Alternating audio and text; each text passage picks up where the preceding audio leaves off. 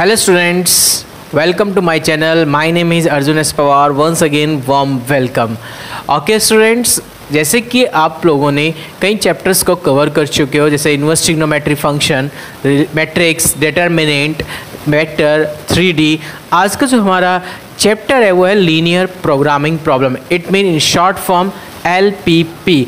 अब LPP के बारे में हम लोग डिस्कस करेंगे। Okay students, this a very important chapter. यार CBSE के पॉइंट ऑफ व्यू से ये आपके यहाँ पर सिलेबस में 5 मार्क्स का आता है यार, तो काफ़ी इंपॉर्टेंट है, जिसकी कनेक्टिविटी पूरा जो लिंक है वो 11th क्लास से कनेक्ट हैगा। आपने 11th क्लास में एक चैप्टर रीड किया होगा लीनियर इनइक्वालिटी वाला, यानी जिसमें हमने लीनियर इनइक्वेशंस में आपने वहाँ पे ग्राफिकल प्रेजेंटेशन सीखी थी लीनियर इनइक्वेशन इन 2 वेरिएबल्स की, जिसमें 1 इनइक्वेशन भी थी आपके पास और मोर देन 1 इनइक्वेशन को भी आपने हाफ प्लेनों पे रिप्रेजेंट करना सीखा था, जिसमें आपने कॉमन रीजन भी सेलेक्ट किया था। सेम हमारे पास लीनियर प्रोग्रामिंग प्रॉब्लम को लेकर सेम वही प्रोसेस है, उसका थोड़ा एक extended part linear programming problem हैगा। ओके, समझते हैं क्या हम लोग इस चैप्टर में डिस्कस करने वाले। यार देखिए, लीनियर प्रोग्रामिंग प्रॉब्लम्स के लिए हम लोग क्या डिस्कस करते हैं। देखिए, जो लीनियर प्रोग्रामिंग प्रॉब्लम्स होती है उसकी जो सबसे पहली बात यह है कि प्रोग्रामिंग जो प्रॉब्लम है ये एक ब्रांच है ऑपरेशन रिसर्च के, ठीक है ना। ऑपरेशन रिसर्च में एक छोटा सा पार्ट होता है लीनियर प्रोग्रामिंग प्रॉब्लम को लेकर। ओके, ये एक अलग से हायर क्लासेस में बुक्स होती है, ठीक है ना, वहाँ पे हम लोग इसको डिस्कस भी करते हैं यार। फिलहाल हमारे पास यहाँ पे टॉपिक से आता है लीनियर प्रोग्रामिंग प्रॉब्लम को लेकर। सबसे पहले इसको जो हम लोगों ने डिस्कस किया था वो हमारी इंग्लैंड की मिलिट्री ने, जब ओरिजिन इसका बना था वो बना था सेकेंड वर्ल्ड वार में। वर्ल्ड वार 1939 से 1945 में सबसे ज़्यादा इसका यूज़ किया गया था, ठीक है ना। उस रीज़न में क्या था कि हमें सबसे पहले ये देखना होता था यार कि हमारी मिलिट्री के जो नौजवान हैं, जो वहाँ पर कंडीशन जो अपने तैनात है, जो अपनी सेवा दे रहे हैं, जो सर्विस कर रहे हैं वहाँ पर, उनको बॉर्डर पे हमें कितनी सेफ्टी रखनी होगी, यानी बॉर्डर पे कितने सैनिक चाहिए हमें, उन बॉर्डर पे सैनिकों के लिए कितने हमें टाइम उन सैनिकों को लगाना होगा, कितने टाइमिंग के लिए उनके फूड की हमें सप्लाई करनी होगी, उनके लिए क्या वेपन्स के लिए सप्लाई करने होंगे। तो ये सारा ब्यूरो हमें इस प्रोग्रामिंग के अंदर रखना होता था, ठीक है ना। तो सबसे पहले इंग्लैंड ने इसके बारे में डिस्कस करना किया था शुरू। इंग्लैंड ने सबसे पहले जो इसमें मेथड्स इन्वेंट किया था वो किया सिंप्लेक्स मेथड को। सिंप्लेक्स मेथड क्या है, ये हायर क्लासेस का पॉइंट है यार। अब हम लोग डिस्कस करते हैं लीनियर प्रोग्रामिंग प्रॉब्लम को लेकर। हम लोग लीनियर प्रोग्रामिंग प्रॉब्लम में क्या डिस्कस करेंगे। देखिए, लीनियर प्रोग्रामिंग प्रॉब्लम में हम लोग केवल मेन जो इंपॉर्टेंट पॉइंट है वो है, एक तो हमारे पास ऑब्जेक्टिव फंक्शंस को लेकर, ओके यार। दूसरा पॉइंट है हमारे पास कंस्ट्रेंट्स को लेकर, कंस्ट्रेंट्स। और जो थर्ड पॉइंट है हमारे पास वो है यार नॉन निगेटिव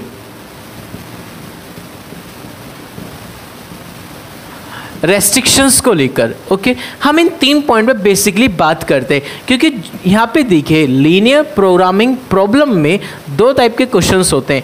पहला टाइप का क्वेश्चन ये होगा कि आपको प्रोग्राम बना हुआ मिलेगा, यानी ये सेट होगा ऑब्जेक्टिव फंक्शन, कंस्ट्रेंट्स और नॉन नेगेटिव रेस्ट्रिक्शंस। ओके, या क्या होगा, आपको वर्ड प्रॉब्लम दी जाएगी, उसको सबसे पहले आपको कन्वर्ट करना होगा प्रोग्राम में, यानी इस तरह का प्रोग्राम सेट करना होगा जिसमें ऑब्जेक्टिव फंक्शंस भी होंगे, कंस्ट्रेंट्स भी होंगी, नॉन नेगेटिव रेस्ट्रिक्शंस भी होंगी, ठीक है ना। ये सारी बातें हम लोग डिस्कस करेंगे। देखिए क्या होता है, ये एक थोड़ा सा एक टॉपिक है, समझिए बिजनेस को लेकर यार, ठीक है ना, क्योंकि बिजनेस में ही हम लोग सारी चीज़ें देखते हैं, उतार चढ़ाव देखते हैं। जैसे फॉर एग्जाम्पल मैं बात करूँ, आप एक बिजनेस सेट करना चाह रहे हैं चेयर का और एक टेबल का, ठीक है ना।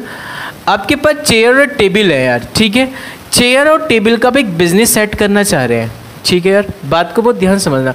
सपोज दैट आपके पास एक रूम जो है, एक छोटा सा रूम है। सपोज दैट आपके पास जो एक रूम हो गया है 8 बाई 12 का एक रूम है, ठीक है, 8 बाई 12 का एक रूम में आपको एक बिजनेस सेट करना है, ठीक है। मैं कह रहा कि आपको चेयर का बिजनेस और टेबल का बिजनेस में से कोई एक बिजनेस सेलेक्ट करना है। आप सेलेक्ट करेंगे, उससे पहले मैं एक कंडीशन बता रहा हूँ कि यार जब आप चेयर को करोगे तो चेयर को बेचने में आपको 5 रुपीज़ का प्रॉफिट होगा। मैंने कहा आप टेबल का बिजनेस करेंगे तो आपको 10 रुपीज़ का प्रॉफिट होगा। तो आई होप आपको अब बिजनेस करना है तो ये बताओ यार कि आप बिजनेस किसका स्टार्ट करना चाहेंगे। उम्मीद है कि आपके माइंड में क्लिक कर रहा हो कि मैं टेबल का बिजनेस करूँगा। एम आई राइट? यस, आप टेबल का सोचेंगे। क्यों? क्योंकि आपने टेबल में क्या देखा कि प्रॉफिट ज़्यादा आ रहा है। कंपनी का आपने क्या देखा? प्रॉफिट देखा कि हमारी जो कंपनी है जो उसमें प्रॉफिट आने वाला है वो टेबल को बेच के आएगा, यानी आपने केवल प्रॉफिट को मेजर किया। मैं यदि बात करूँ स्पेस को लेकर के, आपने स्पेस को सोचा है? तो वहाँ पे हमें स्पेस को भी मैटर करना होता है, क्योंकि 8x12 में यदि मैं टेबल लगाऊंगा तो टेबल हद से हद मिनिमम से मिनिमम जितनी भी पॉसिबल है वो 20 या 30 पॉसिबल हो सकती है, यानी ठीक है ना, या उससे ज़्यादा भी पॉसिबल। पर तुम चेयर एक कोने में ही बहुत सारी दोगे, एक के ऊपर एक के ऊपर एक के ऊपर एक के ऊपर काफ़ी बना दोगे आप, ठीक है ना, तो काफ़ी सारी चेयर आ जाएगी। तो यानी जितना आप प्रॉफिट कमाना चाहते थे टेबल से, उससे कई गुना आप चेयर से कमा लेंगे, क्योंकि इसने क्या किया? स्पेस को यूटिलाइज किया बहुत अच्छे से। ये स्पेस को यूटिलाइज नहीं कर रहा है, स्पेस को क्या कर रहा है? घेर रहा है। क्योंकि टेबल बड़ी हो जाती है तो क्या करेगी? स्पेस को घेरेगी। तो यार यूटिलाइज कौन कर पा रहा है? चेयर यूटिलाइज कर रही है स्पेस को बहुत अच्छे तरीके से, क्योंकि छोटा स्पेस है, छोटे स्पेस में मेरे चेयर्स कई सारी लगा दूंगा। मैं जितनी मैं एक टेबल लगा रहा हूँ उस एक टेबल की जगह मैं कम से कम 3 चेयर्स की कवर कर सकता हूँ, 2 तो मैं कर ही सकता हूँ कम से कम। तो यानी आपने बिजनेस में ये चीज़ देखना होता है कि प्रॉफिट कितना है, प्रॉफिट के साथ साथ हमें स्पेस को भी देखना होता है, स्पेस के साथ साथ हमें टाइम को भी देखना होता है, ठीक है ना, कि भाई सपोज दैट चेयर को बनाने में मुझे लग रहा है आप 1 घंटा, पर टेबल को बनाने में मुझे लग रहा है आधा घंटा। अब मुझे बिजनेस किसका करना चाहिए? क्योंकि डिमांड के अकॉर्डिंग वर्क होता है। डिमांड के अकॉर्डिंग यदि टेबल की डिमांड आ रही है तो टेबल को सप्लाई किए देंगे, चेयर्स को आप बाद में भी कर सकते हो सप्लाई, ठीक है ना, क्योंकि आपको पता है कि 1 घंटे में 2 टेबल बनेगी, जबकि ये 1 घंटे में केवल 1 चेयर बनेगी। तो आपको प्रॉफिट भी तो देख के काम करना है। समझ में आई ना बात? तो यानी मेरा कहने का सेंस ये है आपके लिए कि बाबू आपको जो बिजनेस स्टार्ट करना होता है, बिजनेस में हमें सारी चीज़ों को ध्यान रखना होता है कि हमें बिजनेस कैसे सेटअप करना होगा। क्लियर होगी पूरी बातें? तो एक छोटा सा डेमो होता है, यानी हमें हमारे माइंड में क्लिक करेगा जो लीनियर प्रोग्रामिंग प्रॉब्लम है, ये हमें कई बातों को समझाती है, यानी हमारी डेली लाइफ से कहीं ना कहीं कनेक्ट है। यानी क्या? तो यानी इस तरीके से हम लीनियर प्रोग्रामिंग प्रॉब्लम में काम करते हैं बिजनेस के रिगार्डिंग। ओके, तो लीनियर प्रोग्रामिंग प्रॉब्लम में हम कई टाइप के क्वेश्चनों को भी डील करते हैं। पहला क्वेश्चन जो हमें डील किया जाता है वो किया जाता है एलोकेशंस को लेकर, दूसरा क्वेश्चन होता है डाइट प्रॉब्लम, तीसरा होता है ट्रांसपोर्ट को लेकर, कि हमारा मेन टारगेट क्या होता है कि जब हम बिजनेस स्टार्ट करें तो हमें क्या होता है मैक्सिमम से मैक्सिमम प्रॉफिट मिले और मिनिमम से मिनिमम लॉस की तरफ जाए। क्लियर होगी यहाँ तक बातें? तो ये हमारा क्या होता है एक टारगेट होता है जिसके अकॉर्डिंग हमें काम करना होता है। क्लियर होगी बातें?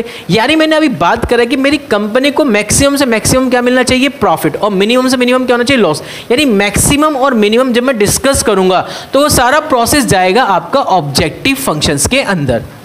क्लियर की बात है?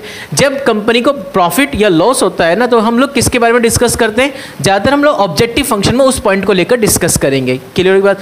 कंपनी की कुछ शर्तें होती हैं, वे सभी शर्तें किसके अंदर आती है? वे सभी शर्तें आती है कंस्ट्रेंट्स के अंदर आती है।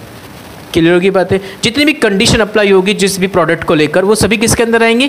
कंस्ट्रेंट्स को लेकर आएंगी। ओके, बात आती है नॉन नेगेटिव रेस्ट्रिक्शंस की। नॉन नेगेटिव, आप बिजनेस स्टार्ट करें कुछ ना कुछ तो इन्वेस्ट करेंगे, आप पॉजिटिव इन्वेस्ट करेंगे नहीं करेंगे? इट मीन्स जो भी आप वेरिएबल यूज़ करेंगे उस कंडीशन में, तो उस कंडीशन में ज़्यादातर हम लोग वेरिएबल एक्स और वाई यूज़ करते हैं, ये सब नॉन नेगेटिव रेस्ट्रिक्शंस के अंदर आते हैं।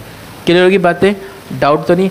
जो भी वेरिएबल यूज़ हो गए एक्स और वाई टाइप के जो वेरिएबल यूज़ होते हैं, हम लोग लीनियर प्रोग्रामिंग प्रॉब्लम में इन वेरिएबल को बोलते हैं डिसीजन वेरिएबल। इन पॉइंट ये है कि लीनियर प्रोग्रामिंग प्रॉब्लम में जो हम लोग डिस्कस करने वाले हैं वो एक पहला पॉइंट होगा जो ग्राफिकल मेथड से हम लोग क्वेश्चनों को सॉल्व करेंगे, क्योंकि हमारे सिलेबस में ग्राफिकल मेथड्स है जिसको हम लोग सॉल्व करेंगे बाय कॉर्नर मेथड की हेल्प से।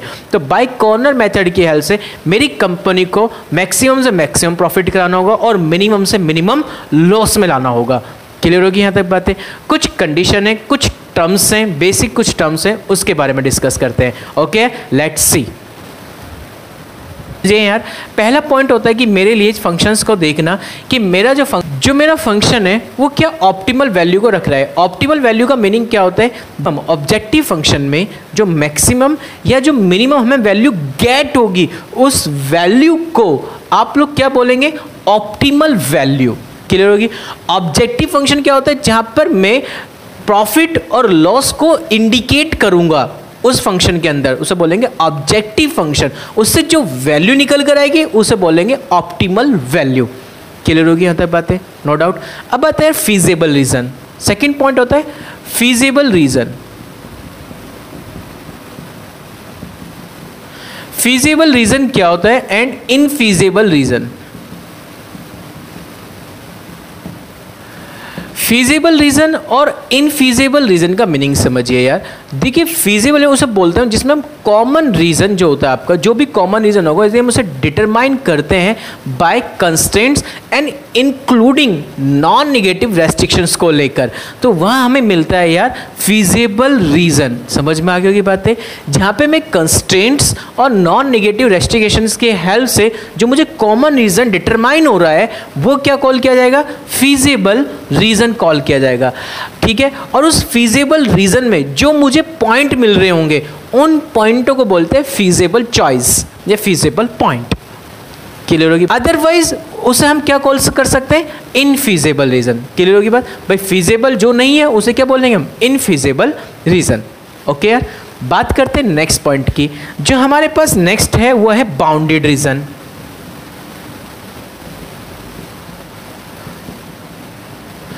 And unbounded reason.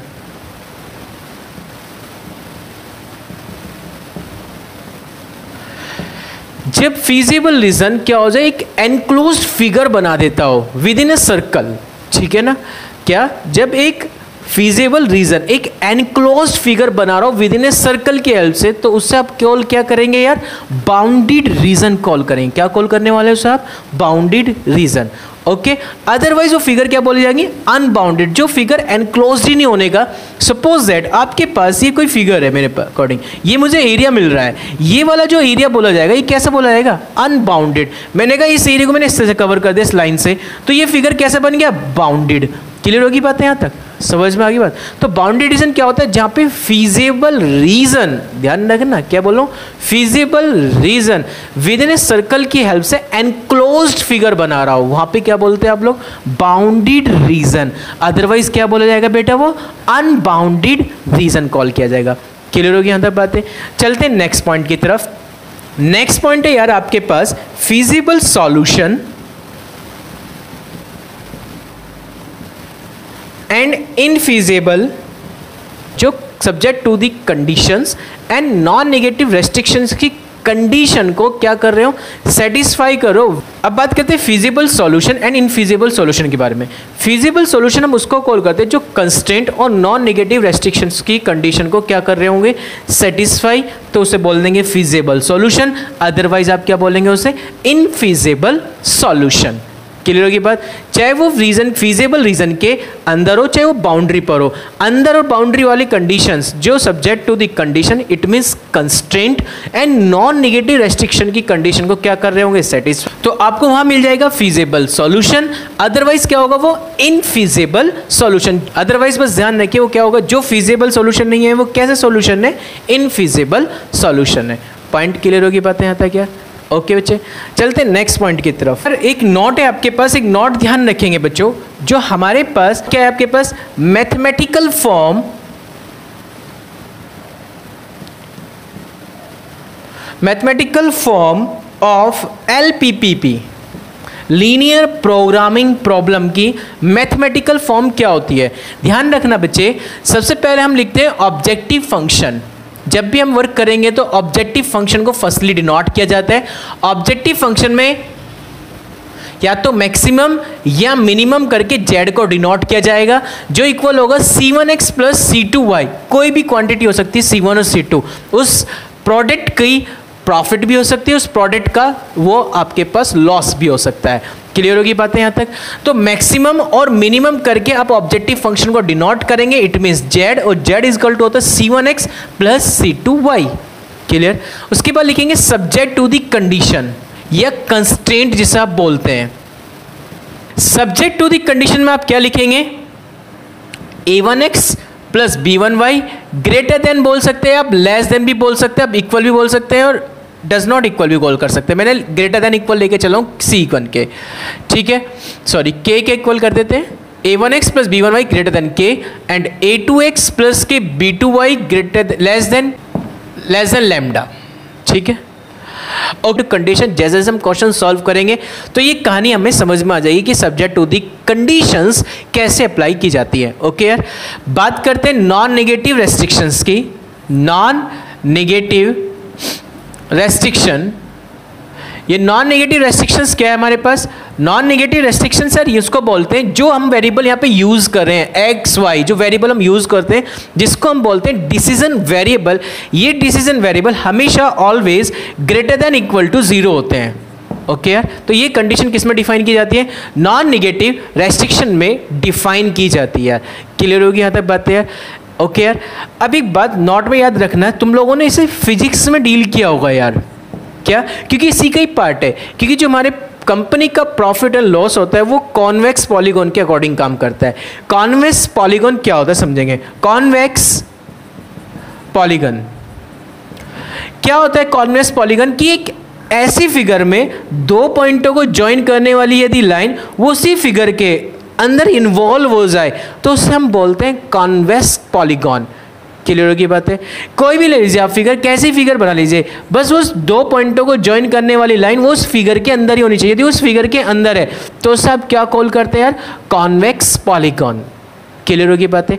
अब हम लोग डिस्कस करने वाले हैं कि लीनियर प्रोग्रामिंग प्रॉब्लम को ग्राफिकल मेथड से किस टाइप से सॉल्व करते हैं हम लोग। Okay, let's see.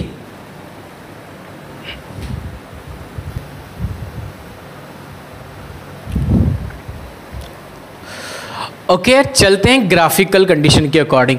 तो हम लोग ग्राफिकल मेथड की हेल्प से लीनियर प्रोग्रामिंग प्रॉब्लम को कैसे सॉल्व करेंगे। देखिए, इसको सॉल्व करने के दो मेथड है। सबसे पहला मेथड आता है यार कॉर्नर मेथड, ठीक है, और दूसरा होता है यार हमारे पास आइसोप्रॉफिट मेथड, ठीक है। तो जो मैं डिस्कस करने वाला हूं वो है कॉर्नर मेथड को लेकर, ठीक है। यदि आप चाहते हो आइसो कॉस्ट प्रॉफिट मेथड की हेल्प से क्वेश्चन को सॉल्व करना तो आप प्लीज़ कमेंट बॉक्स में लिख सकते हैं, क्या। तो सबसे पहले जो हमारा बेसिकली जो टारगेट है, जो फोकस होने वाला है वो कॉर्नर मेथड को लेकर होने वाला है। ओके यार, तो समझिए क्या है कॉर्नर मेथड से यार। देखिए, कॉर्नर मेथड में हम लोगों के पास दो तरह की कंडीशंस होती है। पहली, या तो जो कॉमन रीजन होगा वो बाउंडेड रीजन होगा, या वो कैसा होगा, अनबाउंडेड रीजन होगा। ओके, यानी आपके पास कोई भी कंडीशंस होगी जिसके आपके पास ax plus b y greater than m, ये है उसकी लार्जेस्ट कंडीशन। जो m होता है ये लार्जेस्ट वैल्यू को डिनोट करता है। ax plus b y less than small m, ये है स्मॉलेस्ट m, ठीक है, जो स्मॉलेस्ट की कंडीशन को डिफाइन करता है। यानी एक फिजिबल रीजन है, उस फिजिबल रीजन के अकॉर्डिंग कोई कंडीशन उसने डिफाइन की है कि ax plus b y greater than m के है, ax plus b y less than small m के है। तो वो कह रहा है कि इस कंडीशन में ये कह रहा है कि यदि ये कंडीशंस आपके पास सब्जेक्ट टू द कंडीशन या कंस्ट्रेंट्स बाउंडेड रीजन आ जाए तो ध्यान रखेंगे मैक्सिमम और मिनिमम वैल्यू जो होगी वो एग्जिस्ट कर जाएगी, ठीक है यार, क्या कर जाएगी, एग्जिस्ट। यदि कंडीशन होगी अनबाउंडेड रीजन तो अनबाउंडेड के लिए मैक्सिमम और मिनिमम कंडीशन के लिए कुछ कंडीशंस होती हैं। समझेंगे वो क्या कंडीशन होती है। देखिए यार, जब हमारे पास रीजन अनबाउंडेड हो जाता है ना तो उसके लिए हमें कंपनी की मैक्सिमम वैल्यू और मिनिमम वैल्यू एकदम डिफाइन नहीं कर पाते। उसके लिए हम क्या करेंगे, यदि मेरा एक हाफ प्लेन में कोई भी कॉमन पॉइंट नहीं आता है लार्जेस्ट कंडीशंस को लेकर तो उसकी लार्जेस्ट वैल्यू ये डिफाइन करेगा ax plus b y greater than m। Okay यानी हम लार्जेस्ट की कंडीशन को ये लेके चलेंगे। तो यदि वो इस कंडीशन को सेटिस्फाई करता है, ध्यान रखना लार्जेस्ट कंडीशन को मैं अप्लाई करूंगा और उस कंडीशन में यदि कोई भी कॉमन पॉइंट्स नहीं आता उस हाफ प्लेन में, कौन सा हाफ प्लेन में, कॉमन रीजन वाले हाफ प्लेन में, ठीक है ना, तो उस कंडीशन पे इसका मैक्सिमम सॉल्यूशन एग्जिस्ट करेगा ऑब्जेक्टिव फंक्शन का। यदि कंडीशन में आ रही है मिनिमम तो मैं मिनिमम वाली कंडीशन यूज करूंगा। तो ये मिनिमम वाली कंडीशन में भी वही क्वांटिटी है, इसमें भी कोई भी कॉमन पॉइंट्स नहीं आना चाहिए इन्हें हाफ प्लेन में, तब उसकी मिनिमम वैल्यू जो ऑब्जेक्टिव फंक्शन होगा उसकी मिनिमम वैल्यू एग्जिस्ट करेगी। अब ये सोच रहे होंगे कैसे एग्जिस्ट करने वाली है, ये बेटे हम लोग एग्जाम्पल की हेल्प से समझेंगे। जब मैं आपको इस टाइप के और क्वेश्चनों को सॉल्व कराता हूँ तो क्रिस्टल ट्रांसपेरेंसी करा दूंगा बेटा पूरी की पूरी। ओके बच्चे, अब समझते हैं बच्चों एक क्वेश्चनों को लेकर। आइए समझते हैं एग्जाम्पल की हेल्प से बाउंडेड रीजन की कंडीशन को अप्लाई करते हुए मैक्सिमम और मिनिमम ऑब्जेक्टिव फंक्शंस की वैल्यू को फाइंड करना। ओके यानी हमारे प्रोडक्ट को कितना मैक्सिमम से मैक्सिमम प्रॉफिट होता है या मिनिमम से मिनिमम लॉस होता है। लेट्स सी समझते हैं क्वेश्चन क्या गिवन किया। उसने गिवन किया solve the following problems graphically, minimum z is equal to 3x plus 9y and subject to constraints x plus 3y less than equal to 60, x plus y greater than equal to 10, x less than equal to y and ये non negative restriction given करेगा x greater than equal to 0, y greater than equal to 0। ये always आपको ऐसा given करेगा। Okay यार, तो बेटा करना क्या है, आपको मिनिमम z फाइंड करना है। यानी ये मिनिमम z क्या है, this is A objective function. क्या है आपके पास एक ऑब्जेक्टिव फंक्शंस है, यानी उस प्रोडक्ट का ऑब्जेक्टिव फंक्शन ये डिफाइन किया उसने कि minimum z is equal to 3x plus 9y। तो यानी आपको क्या फाइंड करना है ग्राफिकल मेथड की हेल्प से, मिनिमम वैल्यू फाइंड करनी है अब आपको। ओके तो ग्राफिकल मेथड में हम लोग अप्लाई कर रहे हैं कॉर्नर मेथड को। तो समझते हैं कि कॉर्नर मेथड की हेल्प से हम लोग ऑब्जेक्टिव फंक्शन में जो मिनिमम z है उसकी वैल्यू क्या आएगी, this is A optimal value gate करनी है हमें। क्या गेट करनी होगी, ऑप्टिमल वैल्यू। देखिए यार सबसे पहले आपको करना क्या होगा, जो सब्जेक्ट टू कंस्ट्रेंट्स गिवन होती हैं याद कीजिए, इसको हम लोग सबसे पहले कैसे सॉल्व करेंगे। 11th क्लास में लीनियर इनइक्वेशन के केसेस में हम लोग इनइक्वालिटी को चेंज करेंगे इक्वेशंस में। ओके यार, इनइक्वेशन चेंज इन इक्वेशंस, तो इसको इक्वेशन में चेंज कर लीजिए। बताइए कितना गेट हो गया, x plus 3y is equal to 60 condition first, x plus y is equal to 10 condition number 2 and x is equal to y condition number 3। Okay अब आप क्या करेंगे, फ्रॉम फर्स्ट का यूज करेंगे। फ्रॉम फर्स्ट में on put करेंगे आप लोग, on putting x is equal to 0, y is equal to x के रिप्लेस पे 0 पुट कीजिए, y की वैल्यू कितनी गेट हो गई 20 and y is equal to 0, तो x की वैल्यू गेट हो गई ये 60। तो आपके पास जो पॉइंट आएंगे v ये पॉइंट होंगे, इस पॉइंट को नेम दिया मैंने 60,20, ये आपको पॉइंट गेट हो गए p पॉइंट। ओके यार यहाँ तक बातें क्लियर हो गई। Same as it is from use करेंगे 2 का, उसमें भी x is equal to 0 put करेंगे तो y की वैल्यू गेट हो जाएगी 10 and y is equal to 0 put करेंगे तो x की वैल्यू भी गेट हो जाएगी 10। तो आपको यहाँ से पॉइंट गेट हो गए 10,10 क्योंकि x की वैल्यू 10, y की वैल्यू 10। हमें ये यूज़ नहीं करने, ठीक है, हमें क्या को यूज़ करना है, ये वाले पॉइंट। क्लियर हो गया यहाँ तक बातें। अब हम यूज़ करेंगे फ्रॉम थर्ड कंडीशंस को। फ्रॉम थर्ड में यदि मैं पुट करूं x इज इक्वल टू 0 तो y भी 0, y इज इक्वल टू 0 तो x भी 0। इट मीन्स जो मेरे पास पॉइंट गेट हो रहा है वो पॉइंट o गेट हो रहा है जिसमें मेरी जो इक्वेशन है यानी जो कंडीशन है x is equal to y, ये कंडीशन पासिंग थ्रू होगी ऑरिजिन से। हमेशा ध्यान रखना जब भी x और y के कोऑर्डिनेट आपको 0 गेट हो जाते हैं तो वो लाइन पासिंग थ्रू होगी ऑरिजिन से। किससे पासिंग थ्रू होने वाली है, ऑरिजिन से। तो this line is passing through origin. Okay बेटा क्लियर होगी बातें, ये कंडीशंस होंगे वो आपके पास अप्लाई। अब आपको करना क्या है, इसे प्लॉट करना है ऑन द ग्राफ पे, ठीक है ना। तो देखिए कैसे प्लॉट करेंगे यार, समझेंगे कंडीशंस को। ये हो गया ऑन एक्स एक्सिस, ये हो गया ऑन वाई एक्सिस, ये हो गया एक्स डैश, ये हो गया on y dash, origin point हो गया 0। ओके यार, क्या क्या पॉइंट्स है आपके पास? 60 20, इट मीन्स 10 10 का गैप ले लीजिए आप लोग, 0 10 20 के लिए यूज कर सकते हैं आप लोग, ठीक है ना यार। तो देखिए पहला पॉइंट है 60 20, एक्स पे है 60, वाई पे है 20, दोनों को ज्वाइन कर दीजिए। ज्वाइन करने के बाद इसकी इनइक्वालिटी यूज कीजिए। इसकी इनइक्वालिटी की कंडीशन क्या दी है?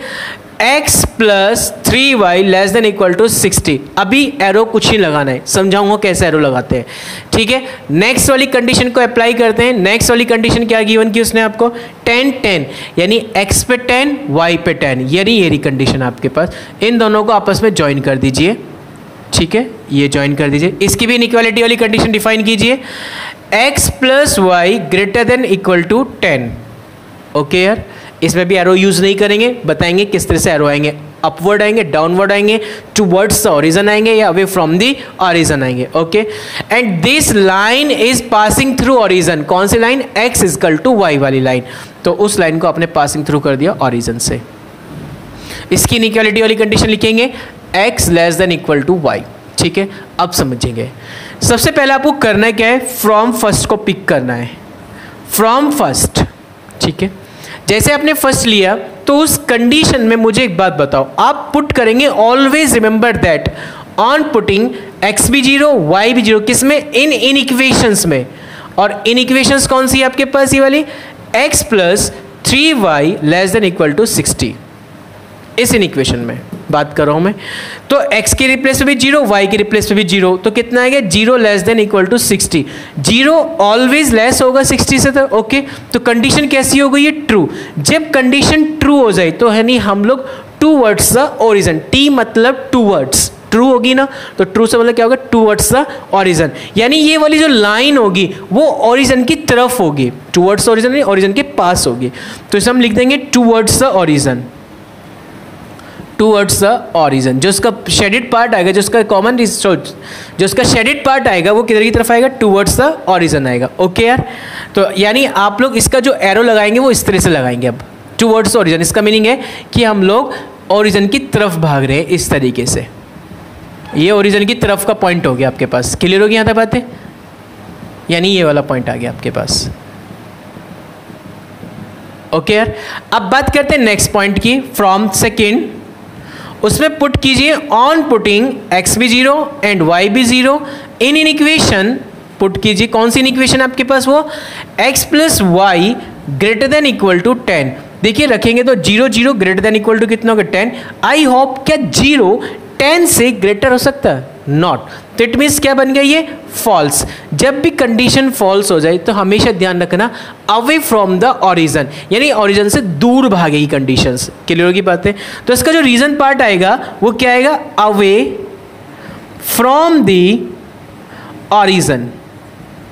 क्लियर होगी बात? अब यानी वो कंडीशन क्या है? ये रही। तो अवे फ्रॉम द ओरिजिन का मतलब इधर की तरफ का एरिया, यानी ये वाला एरिया, यानी इसका एरो इस टाइप से होगा, यानी ये वाला एरिया, ये वाला एरिया आ गया आपके पास, ठीक है यार। ये वाला एरिया कवर हो गया आपके पास। समझ में आ गई बात यहाँ तक? ओके यार, अब बात करते हैं नेक्स्ट पॉइंट की तरफ। जो नेक्स्ट पॉइंट है आपके पास, जो कंडीशन नंबर 3 है, वो ऑलरेडी x भी 0 रखो तो भी 0 आएगा, y भी रखो 0 तो वो भी 0 होगा। तो 0 लेस देन इक्वल टू 0 था यहाँ पे, तो 0 इक्वल टू 0 ट्रूथ होगी कंडीशन। अब टूवर्ड्स द ओरिजिन होगी, अवे फ्रॉम द ओरिजिन होगी। इस कंडीशन में आप कंफ्यूज हो जाएंगे। क्यों? क्योंकि ये लाइन क्या है? पासिंग थ्रू द ओरिजिन है। अब ये ओरिजिन से किस तरीके से टूवर्ड्स द ओरिजिन दिखाओगे या अवे फ्रॉम द ओरिजिन दिखाओगे? किस तरह से दिखा पाओगे? नहीं दिखा पाएंगे। तो हम लोग क्या करते हैं, जब भी लाइन पासिंग थ्रू होती है ओरिजिन से, तो हम उस कंडीशन पे हमेशा ध्यान रखना, कंडीशन को सही से रीड करेंगे। उसे कैसे रीड करते हैं कि x की value less than equal to है y के। इट मीन्स y के इंक्रीज होने पर x की वैल्यू डिक्रीज होगी। क्लियर होगी बात? जब मैं y को इंक्रीज करूंगा तो x डिक्रीज होगा। इट मीन्स यदि x की वैल्यू 2 है तो y की वैल्यू 3 होगी। x की वैल्यू यदि 1 है तो y की वैल्यू 2 3 4 5 6 कुछ भी हो सकती है। यानी जिस तरीके से मैं y की वैल्यू को इंक्रीज करता चलाऊंगा उस टाइप से मैं x की वैल्यू को डिक्रीज कर दूंगा। क्लियर होगी बात। अब ग्राफ में समझेंगे। यार एक बात बता, यदि मैं इस तरीके से बढ़ूंगा तो आई होप मैं x को बढ़ाऊंगा, तो उस कंडीशन में मेरा y घटता चला जाएगा, y डिक्रीज होता चला जाएगा। यदि मैं कंडीशन के ऊपर की तरफ मूव करूंगा तो मेरे पास क्या होगा, y बढ़ता चला जाएगा बट x डिक्रीज होता चला जाएगा। क्लियर होगी बातें यहाँ तक। तो यानी इसका जो कॉमन रीजन होने वाला है वो ये वाला पार्ट होने वाला है, ये वाला पार्ट। क्लियर होगी बात। तो यानी इसका जो कॉमन रीजन आया, जो रीजन पार्ट आपको सिलेक्ट हुआ, वो रीजन पार्ट कौन सा सिलेक्ट हुआ, अपवर्ड द ओरिजन। कौन सा यूज हुआ, अपवर्ड द ओरिजन। तो ये अपवर्ड द ओरिजन समझ में आ गई ना बात, कैसे किया, बस इसको ध्यान से रीड करना हमें। x less than equal to y, ये देखो इसके इंक्रीज होने पर कौन डिक्रीज हो रहा है उसके अकॉर्डिंग रीजन सेलेक्ट करना होगा। क्लियर होगी यहाँ तक बात है यार।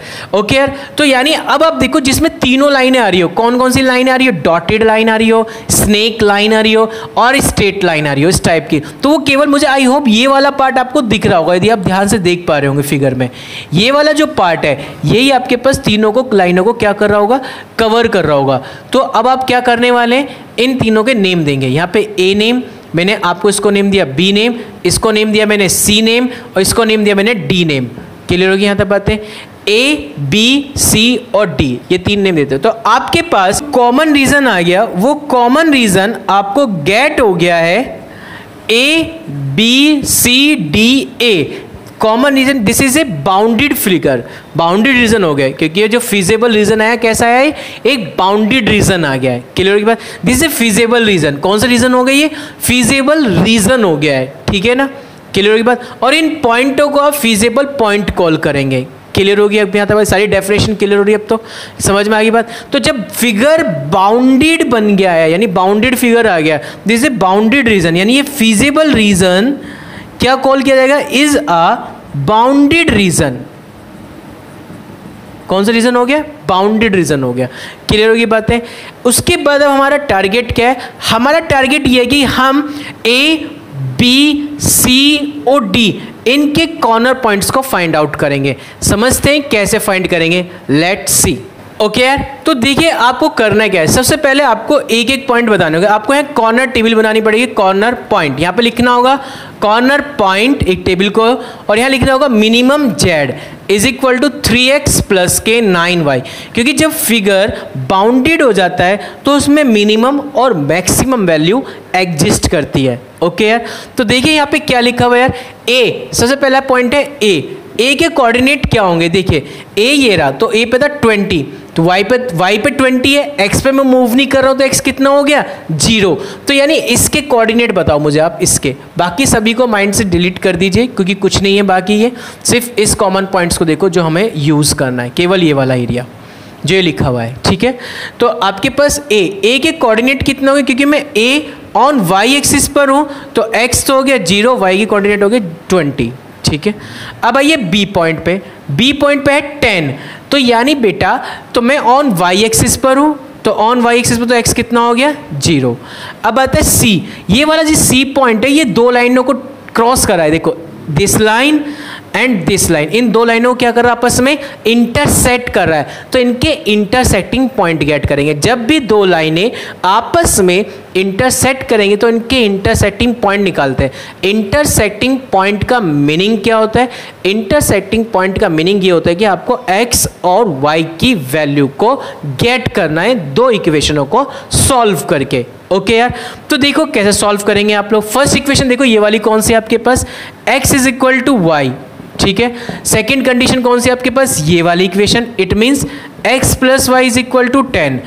अब एक काम कीजिए x के रिप्लेस में y रख दीजिए, तो y प्लस वाई, इसे आपको रफली वर्क करना है, फेयर नहीं करना है। 2y इज इक्वल टू 10, तो y की वैल्यू गेट 5, तो x भी ऑलवेज कितना गेट हो गया 5। तो आपके पास c के कोऑर्डिनेट गेट हो गए हैं 5,5। जब आप इसे ग्राफ पे प्रेजेंट करेंगे तो आपको ग्राफ पे इजीली शो आउट हो जाएंगे ये, ठीक है ना। अभी मेरे पास ग्राफ नहीं है तो मैंने क्या किया कि जब लाइन आपस में इंटरसेक्ट करती हैं तो इंटरसेक्टिंग पॉइंट्स गेट कर लिए। ओके, जब आप इसे ग्राफ पे बनाएंगे तो आपको इजीली वहाँ शो हो जाएंगे, ठीक है।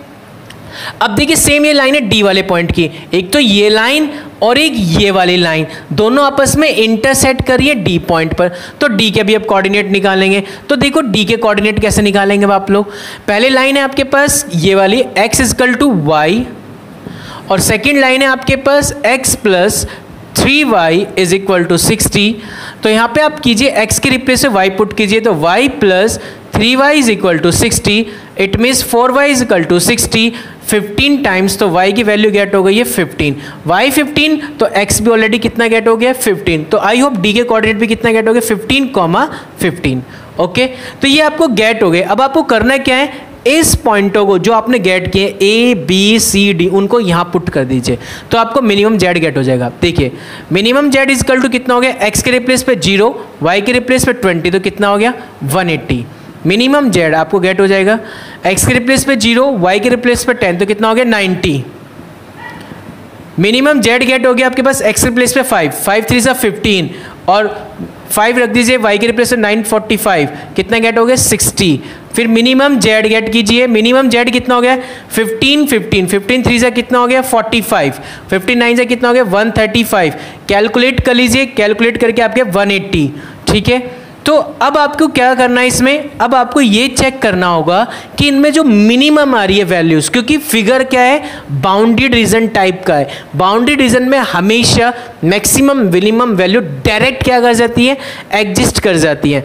तो इसमें आपके पास जो मिनिमम वैल्यू आ गई है वो कितनी आ गई, जो मिनिमम है सब में मिनिमम वैल्यू ये आपके पास, यानी मिनिमम जेड 60 गेट होगी। बट कब, जब मैं x की वैल्यू को 5 और y की वैल्यू 5 पुट करूंगा, यानी जब मुझे अपने बिजनेस में जो डिसीजन वेरिएबल्स होंगे उनको मैं ये यूज़ करूंगा, तो उस कंपनी की मिनिमम से मिनिमम जो हमें लॉस हो जाएगा वो ये हो जाएगा 60 रुपीज़ का। क्लियर होगी बातें? तो आई होप आपको समझ में आएगा कि कॉर्नर मेथड से हम लोग किस टाइप से क्वेश्चनों को डील कर। ओके स्टूडेंट्स, तो आपने देखा कि इस एग्जांपल्स की हेल्प से हम लोगों ने बाउंडेड रीजन जब हमें कंडीशन डिफाइन होती है तो हम लोग क्वेश्चन को कैसे डील करते हैं। यदि क्वेश्चंस में अनबाउंडेड रीजन आ जाए तो हम क्वेश्चन को कैसे डील करेंगे ये समझेंगे हम लोग नेक्स्ट लेक्चर में। तो आप नेक्स्ट लेक्चर के लिए वेट कीजिए। ओके यार।